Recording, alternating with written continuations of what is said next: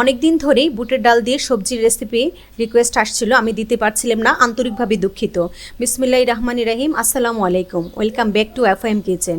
পেঁপে, বেগুন, কাঁকরোল, পটল, আলু, মিষ্টি কুমড়া, গাজর সবগুলি সবজি আমি লম্বা করে কেটে নিয়েছি। আর এভাবে লম্বা করে সবজিটা ভাজি করলে কিন্তু অসম্ভব মজা হয়।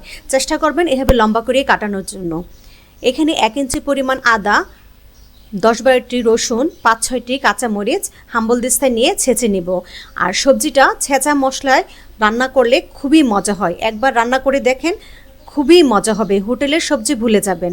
কড়াইতে পরিমাণ মতো তেল দিয়ে তেলটা গরম হলে আধা চামচ কালো জিরা ফোড়ন দিয়ে যে মশলাটা ছেঁচে রেখেছিলাম সেটা দিয়ে লালচে করে ভেজে নিব। ভাজা হয়ে গেলে যে সবজিটা কেটে রেখেছিলাম সেটা ভালো মতো ধুয়ে পরিষ্কার করে নিয়েছি। আর এখানে 1 কাপ বুটের ডাল আমি সিদ্ধ করা, আগে থেকে সিদ্ধ করে রেখে দেই আমি ফ্রিজে। সেই ডালটা 1 কাপ দিয়ে রান্না করব। এখন দিলাম স্বাদ মতো লবণ, হলুদের গুঁড়া, এতটুকুনি মশলা, আর কোনো মশলা দিব না। এভাবে একটু বুটের ডাল দিয়ে সবজি করে দেখেন, কি যে খেতে মজা। দিলাম একটি টমেটো লম্বা করে কেটে।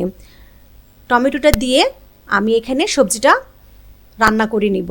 প্রায় 6-7 মিনিট রান্না করে নিলাম। দেখেন একটু পানি উঠেছে। এখানে একটি তাওয়া গরম করে 1 চামচ পাঁচফোড়ন দিয়ে টেলে হাম্বলদিস্তায় গুঁড়া করে নিয়ে নিব। একটু পানি দিয়ে সবজিটাকে রান্না করে নিলাম প্রায় 6 থেকে 7 মিনিট।